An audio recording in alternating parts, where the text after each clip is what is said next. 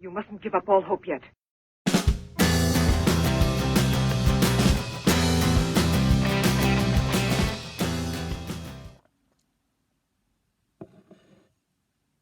Hello everybody, welcome back to the channel. So today I'm doing a book review.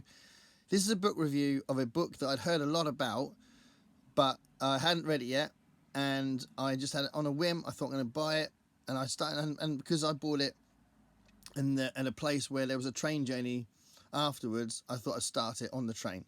And actually I got quite far in it on the train journey. It was a 2-hour train journey, and I couldn't put it down. I really enjoyed it, and I wanted to finish it before going into another book, and it took me only about is over the course of one day. And it's not a massive book, but that's still a big thing for me, because normally I do it in a few stints or whatever. So this is a book that is from 1970, and it's a SF Masterworks book. It's regarded as a classic. It's also regarded as a hard science fiction classic, and it was nominated for a Hugo Award in 1971.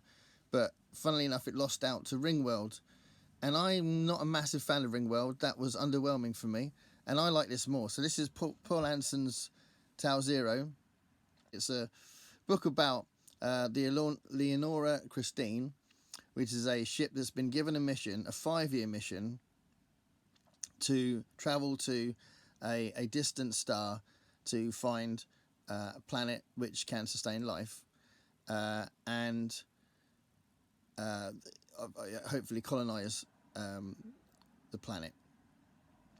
And that 5-year journey would be 5 years for the crew, but because of time dilation and how far away they're going, and the fact that they're using technology that can't go faster than the speed of light, in reality it would take 33 years. So that's the plan. So the crew know that it's going to take them 33 years to do this mission. So they know they're leaving their loved ones behind, they're leaving their family behind, but they kind of, at the beginning of the book, you can sense that they have reconciled themselves with 33 years of distance from their past, right?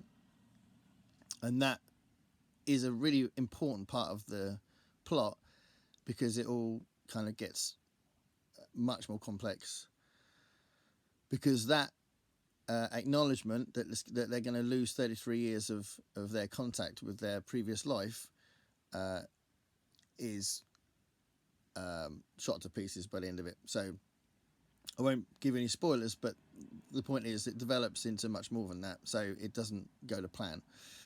And the technology they're using is a Broussard ramjet, which was invented in 1960 by a scientist called Broussard. So Poul Anson is using the current day physics, and he's a physicist himself, and he's using that to tell the story. And there's a lot of science in the book. So there's lots of blocks of text where it's talking about the physics of what's happening with the ship. And it's quite an important part of the narrative, because it's propelling the issues that the crew are facing. And there is an element of technobabble in there, and apparently it could be out of date now anyway, but that's the thing about science fiction. But at the time he was using what was understood as interstellar physics to write this book. So ultimately, if the crew thought it was going to take 5 years, and at a minimum they thought in reality it would be 33 years. We're talking about time dilation here. And there's a sense with the crew that right from the beginning they've reconciled themselves with it, but they've still got issues with it. They still have to grieve the loss of their past and their sort of present life, if you like. And they know they're going to be alone on this ship for a long time, and they've kind of set themselves this future that they have to deal with. So that's quite a strong part of the narrative, and I would have found this quite difficult if it wasn't for the characters. So before I'd read it, I'd heard from different sources that It's got a reputation for being bad with characterization, but I'm not as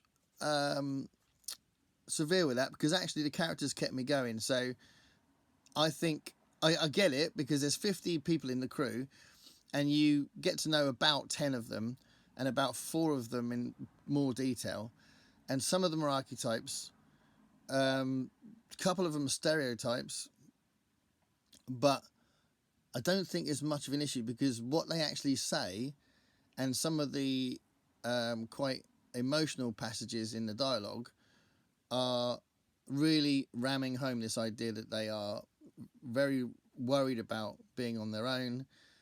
They miss their previous life. It's a really big thing they were doing, and there's this sort of like existential, sort of philosophical side to it. And they know that they have to form relationships, and they kind of force it at the beginning. And I think the book may have been criticised for that idea that the relationships being forced seemed forced.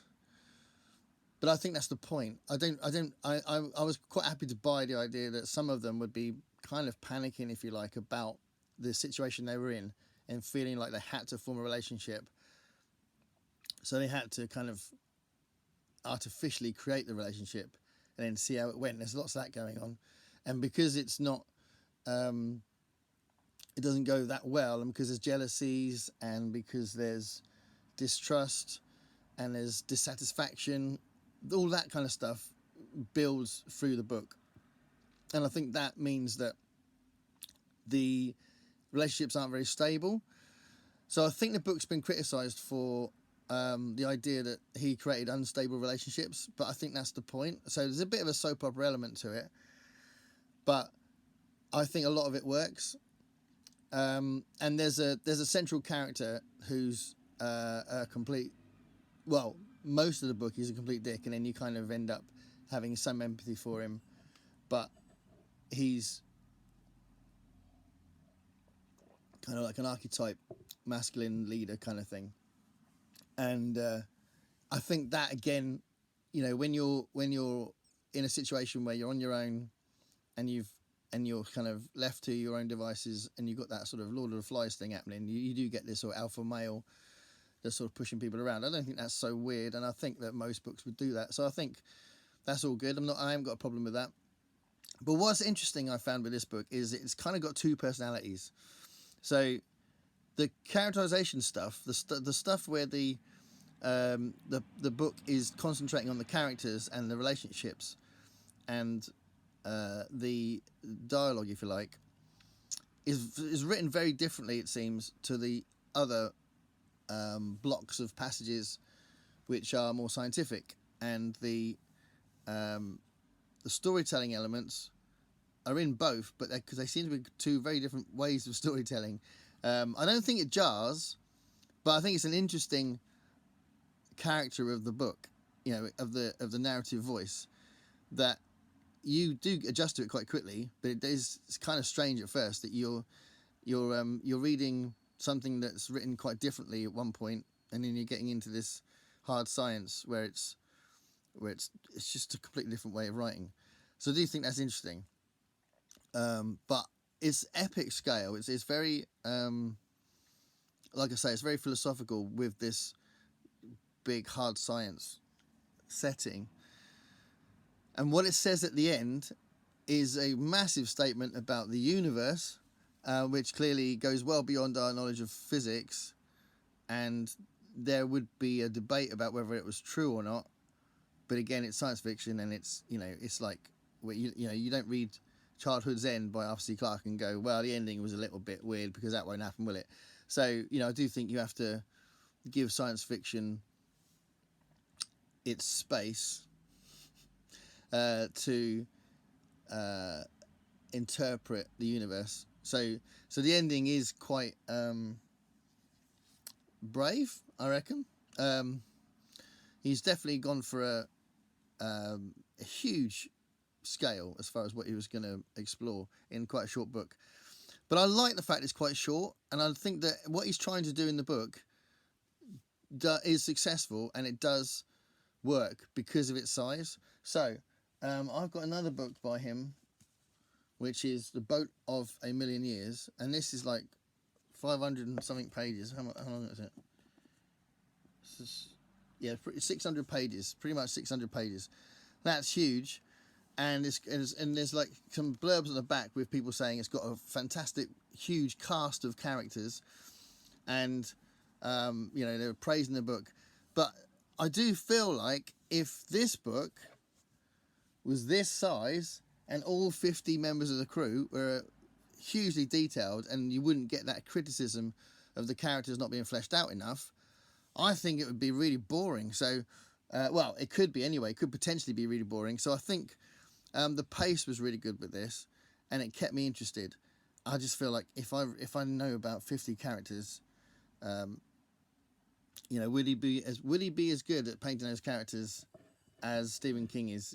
Because when he does Needful Things, he paints a lot of characters. He doesn't paint 50 characters though. That's a lot. So I don't think it's a massive issue that there's 10 done in more detail. I think you could argue that about 4 or 5 of the characters could have been interchangeable and they weren't really individual. But again, I don't think that's necessarily that uncommon anyway. So I think it's a bit of a harsh criticism in that sense. But I did think there was a couple of occasions when some moments of dialogue were too quickly put in there. So there was a couple of declarations of love that were a little bit out of nowhere. But again, it's because I think it's because he's trying to keep it at a good pace and keep it always interesting and not dwell too much on the really small developments in relationships, I think. So yeah, I really liked it, and some of the criticism I've heard about it before I read it, I can relate to some of it, but I think some of it's harsh. And I heard somewhere that there was some reference to they thought the way that the relationships change over the course of the book was a little bit like an indication that it was written in 1970, after the kind of new sort of definitions of relationships in the late 60s. I think that's putting an extra judgment on what kind of makes sense in the plot anyway, so I get why they're saying that, but ultimately if you're on a ship bound for this sort of place that's millions of miles billions of light years away, and you're expecting to lose your past, it's very frightening, you're going to be stuck with these people. I think that would happen. There would be a soapy aspect to that, so I don't think that's a problem really. I think it makes sense. I don't think you have to say, well, that's because of when it was written. I just think it makes sense. So yeah, I do think that's, and I guess the overriding thing that I was getting, the thing that I was getting most out of it, that I thought was really powerful and interesting, was the kind of despair. There was some moments when some of the characters just broke down, and they just thought, what's the point? And I love that, and I think that's, again, when a plot puts people in certain situations where there are going to be people who do that, it's really nice when that's in there and it gets done properly. And I did feel like those moments were really powerful. So yeah, some of the interactions are a little bit quickly done, but again, I don't think I'd want a 600-page version of this book. So out of the two options, I prefer something this is not even 200 pages. So yeah, I thought this was really good, and I enjoyed it. And it's hard science fiction with some character development, but it has been criticised by lots of people in the past with a lack of characterisation. But I thought it was enough to give this message of the story. So there we go. Poul Anderson's Tau Zero. Tell me if you've read it, what you think, and thanks a lot for watching.